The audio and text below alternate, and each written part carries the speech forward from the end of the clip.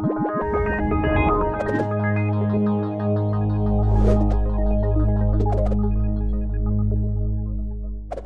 everyone, what's up? I'm Dustin, a developer here at Treehouse.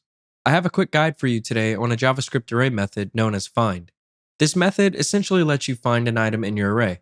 It's really easy to use, and I'll go over its official definition and show some examples of how to use it.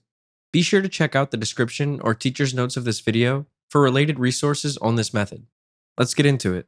First, let's check out the documentation for this method. I'll head over to the official MDN documentation, which I'll also link below in case you'd like to check it out for yourself. We see that according to MDN, find returns the first element in a provided array that satisfies the provided testing function. If no values satisfy the testing function, undefined is returned. Let's write some code so that we can see this in action. I'll open up an empty project folder from my desktop and create an app.js file. I'll run this file with Node, but if you're unfamiliar with Node or don't have it installed, you can also run this code in your browser's console. Let's set up an array. I'll name it numbers and give it a few values. We'll do 10, 20, 30, 40, and 50. I want to find the first value in this array that is larger than 25. Since this method will return something, we can store this in a new variable.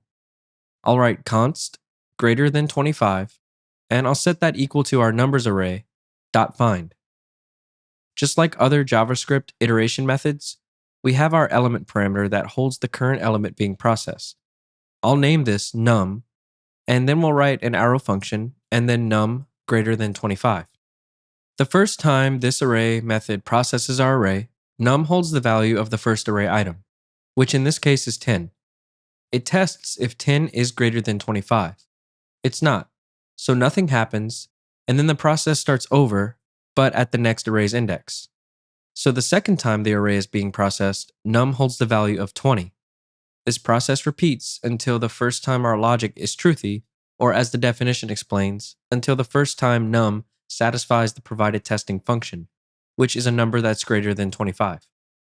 This process continues until we get to the third item in our array, which is 30.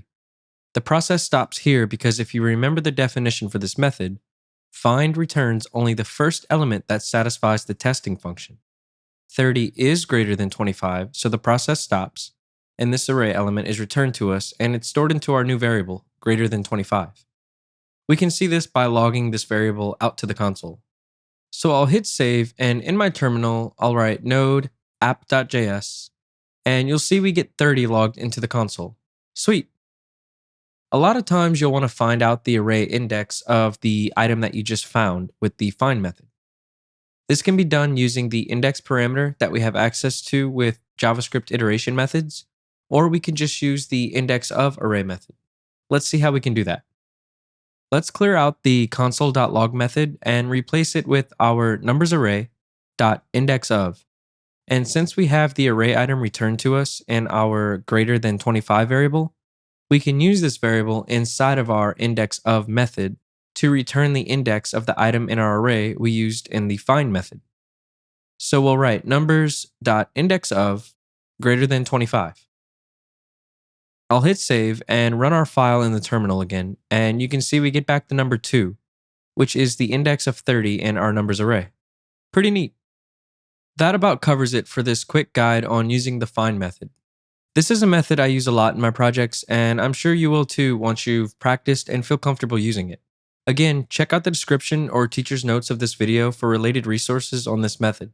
Until next time, have fun and happy coding!